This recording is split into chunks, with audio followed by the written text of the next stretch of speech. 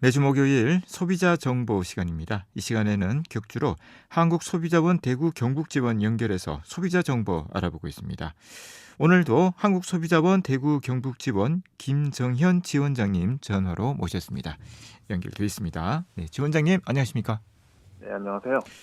오늘은 OTT 등의 계정 공유 서비스를 제공하는 플랫폼에 대한 소비자 정보를 준비하셨다고요? 네, 최근 온라인 콘텐츠 시장이 커지면서 OTT 구독권 등을 구입한 소비자가 그 계정을 가족이나 친구 등 여러 이용자가 함께 비교적 저렴한 비용으로 서비스를 이용할 수 있는 계정 공유 플랫폼들이 소비자들 사이에서 인기를 얻고 있는데요. 그런데 최근 OTT 등의 계정 공유 플랫폼을 통해서 구입한 계정들이 일방적으로 이용이 정지되고 환급 처리도 지연되는 등의 피해가 다발하고 있기 때문에 주의가 요구되고 있습니다. 네. 계정 공유 플랫폼과 관련한 상담이라든지 피해 구제는 어느 정도 접수가 되고 있습니까? 작년 11월부터 올해 1월 말까지 총 3개월간 접수된 사건을 확인해 봤는데요. 상담은 174건이고 피해 구제로 이관된 사건은 34건이었는데요. 이 중에는 쉐어풀이라는 사업자를 대상으로 접수된 사건이 대다수를 차지하고 있었는데요. 관련 상담은 163건으로 전체의 93.7% 차지했고 피해 구제는 33건으로 97.1%를 차지하고 있었습니다. 계정 공유 플랫폼과 관련한 피해 구제 사건들을 피해 유형별로 구분을 해보셨다고요? 네, 이용 정지 후에 환급을 지연한다는 분쟁이 29건으로 85.3%를 차지해서 가장 많았고요. 그 다음으로는 대체할 수 있는 OTT 계정을 제공하겠다는 약속을 이행하지 않는다는 분쟁이 8.8%였고요. 그리고 제공된 대체 계정도 정지가 됐다는 분쟁이 5.9%를 차지했는데요. 앞서 말씀드린 특정 사업자 쉐어풀의 경우에도 계정을 이용 정지하거나 환급을 지연한다는 분쟁이 대부분을 차지하고 있었습니다. 네.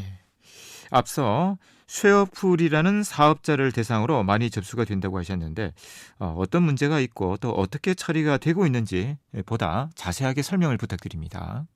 네, 접수된 피해 구제 사건 내용을 분석해 봤더니 장기 계약이나 현금 계좌 이체 등을 유도해서 소비자 피해가 다수 발생한 것으로 보여지고요.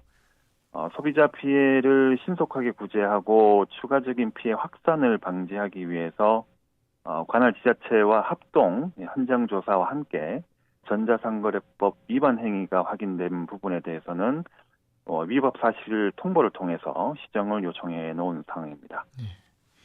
피해 구제 사건들을 분석한 결과를 보니까요. 갑자기 이용 정지가 됐다는 분쟁이 가장 많습니다. 계약 기간은 어느 정도 되던가요? 네, 여러 가지 이용 계약 기간들 중에 소비자들이 가장 많이 계약한 이용 기간은 1년이었고요. 네. 전체의 73.5%가 해당이 됐는데요. 이 중에 이용이 정지된 시점을 확인해 보니까 1개월에서 3개월 정도를 이용하다가 정지가 됐다는 소비자분들이 가장 많았습니다. 네, 그렇군요. 마지막으로 OTT 등의 계정 공유 서비스를 계약할 때에 주의해야 할 부분이 있다면 어떤 것들이 있는지 조언을 부탁드립니다. 네, 먼저 플랫폼이 신뢰할 수 있는 곳인지 소비자 리뷰 등을 확인을 하시고 그리고 전화 통화가 어려운 사업자는 피하시는 게 좋겠습니다.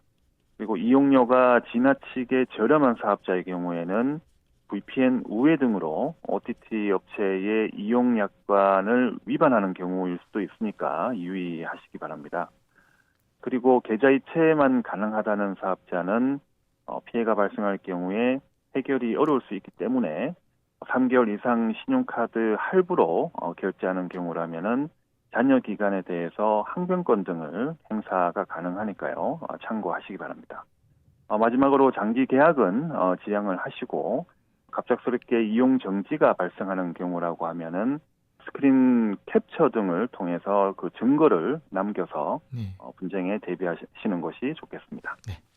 오늘도 유익한 소비자 정보 감사드립니다. 고맙습니다. 네, 고맙습니다. 한국소비자원 대구 경북지원 김정현 지원장이었습니다.